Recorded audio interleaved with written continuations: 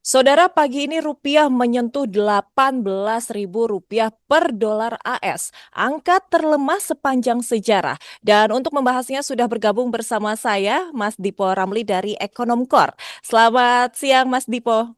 Siang Mbak Gaisa, siang-siang. Ya, Mas Dipo, pada pukul 10:20 waktu Indonesia Barat pagi tadi ya, rupiah mencapai Rp18.022 per dolar AS. Ini terlemah sepanjang sejarah Indonesia. Melihat ini seberapa serius kondisi saat ini, Mas Dipo? Saya rasa ini cukup serius ya Mbak ya. Gimana pun juga si 18.000 ini kan angka psikologis baru ya. Buat Indonesia pertama kali lah kita di sejarah mencapai 18.000. Jadi memang pasar tuh harus decide gitu. Dia mau tetap di 18.000 atau malah ke angka psikologi selanjutnya. Si 18.500 atau mungkin 19.000. Ya kan.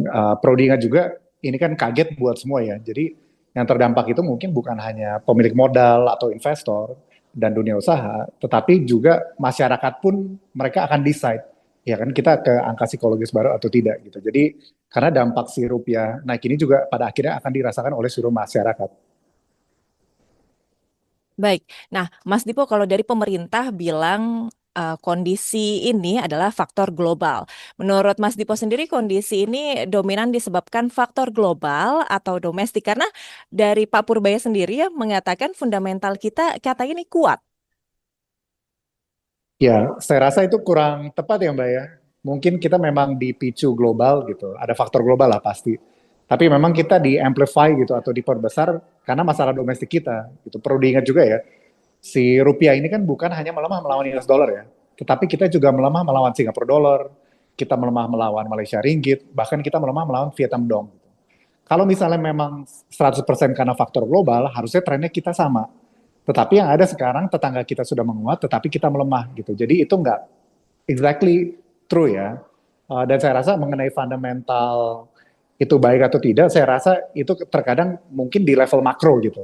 Mungkin di level makro PDB kita tumbuh dan segala.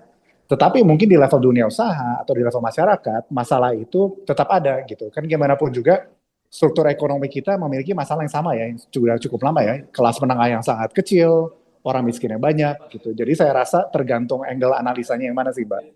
Ya kan?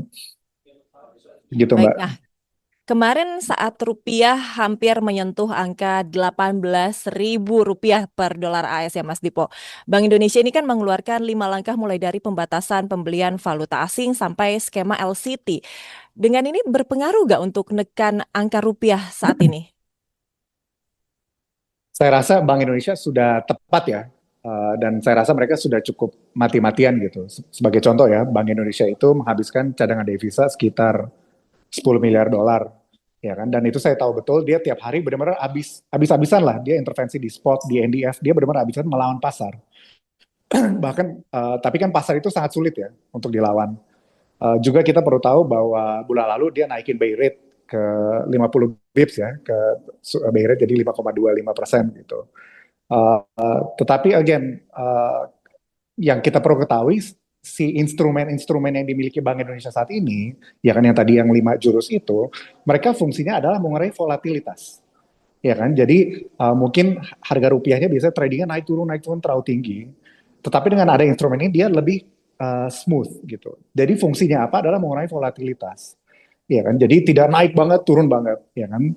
Tetapi kalau memang tren secara fundamentalnya melemah, tren itu tetap melemah gitu. Jadi saya rasa jadi dia tetap akan naik, cuma nggak naik turun gitu. Nah, saya rasa itu sudah cukup cukup bagus ya yang dilakukan Bank Indonesia. Dan apabila Bank Indonesia tidak intervensi, saya rasa rupiah pasti sudah lebih jatuh daripada harga yang sekarang gitu.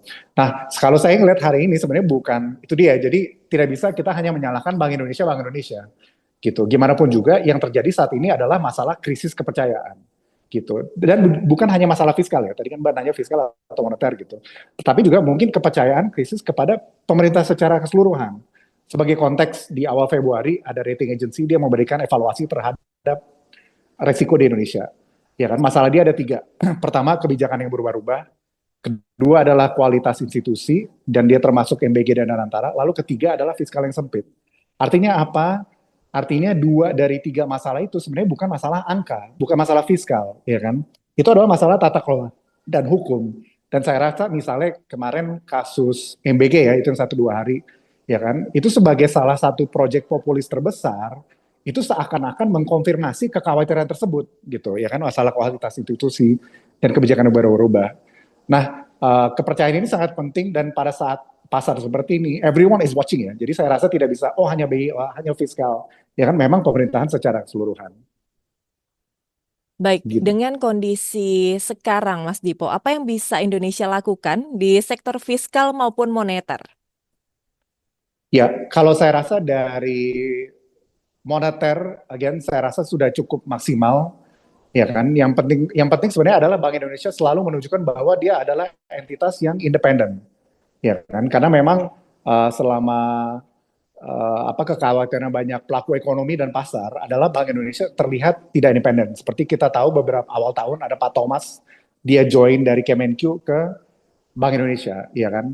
Itu sinyal yang diberikan adalah, oh Bank Indonesia nih kok kayaknya mulai kecampur apa fiskal ya gitu. Jadi kalau Bank Indonesia menurut saya sudah cukup bagus, ya kan? Tetapi dia harus tetap penting mengedepankan masalah independensi. Karena kalau kita lihat di 98 masalah kita terjadi 98 adalah karena Bank Indonesia tidak independen gitu, Mbak.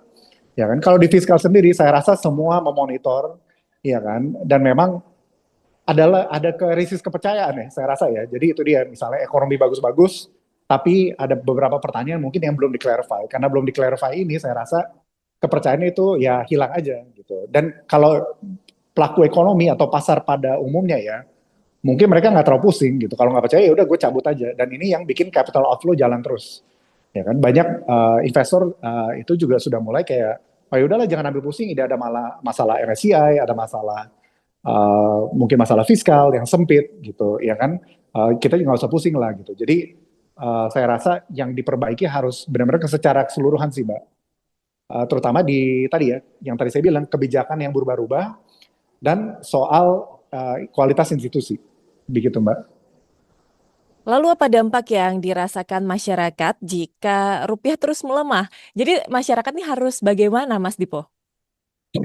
Iya, jadi kalau ditanya apa sih dampak ke masyarakat langsung, ya kan? Dan ini sebenarnya cukup berbahaya ya, karena ada dua tantangan yang kita hadapi. Satu, di satu sisi rupiah yang melemah, satu sisi lagi adalah imported inflation atau inflasi dari luar negeri karena harga minyak yang begitu tinggi, ya kan. Kalau kita ingat misalnya pemerintah menahan harga BBM subsidi, tapi kita perlu ingat minyak itu digunakan hanya 60% untuk transportasi, sedangkan inflasi dari 40% sisanya itu di barang-barang petrokimia, dari plastik dan segala, itu yang menjadi masalah. Ya kan? Lalu siapa yang terdampak? Sebenarnya yang terdampak itu adalah industri-industri yang memang komponen impornya tinggi. Dan sayangnya, unfortunately di Indonesia banyak sekali industri yang bahan baku impornya tinggi. Contohnya misalnya kita ngomongin konstruksi baja kita impor, semen kita impor, dan lain-lain. Kalau kita ngomongin pangan, itu tadi dibilang kedelai kita impor. Akhirnya banyak sekarang pedagang tahu tempe di Banyuwangi itu banyak yang gulung tikar gitu. Dan itu jadi banyak sekali industri yang memang ketergantungan tinggi di Indonesia. Jadi pada akhirnya yang terdampak adalah semua, ya kan. Dan apa ya, dia pelan-pelan gitu, ya kan, pelan-pelan terdampak gitu. Saya mau tambahin satu lagi Mbak, sorry mungkin singkat aja gitu. Mungkin banyak yang nanya, ini dengan rupiah melemah kita bisa lebih ekspor nggak sih? Ya kan? Saya rasa itu kurang pas. Memang ada beberapa industri yang tidak mempunyai lokal apa komponen impor. Jadi misalnya kita ngomongin komoditas, ya kan, batu bara, sawit, bahkan kopi atau kakao, yang tidak ada lokal komponen, dia dengan rupiah melemah itu dia penjualannya bisa lebih tinggi, ya kan, karena daya saingnya itu.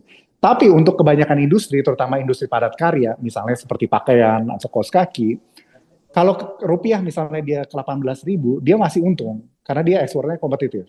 Tetapi ketika udah di atas 18.000 atau sekitar segitu, dia pun jadi rugi. Kenapa? Karena bahan bakunya jadi kenaikannya lebih tinggi daripada keuntungannya.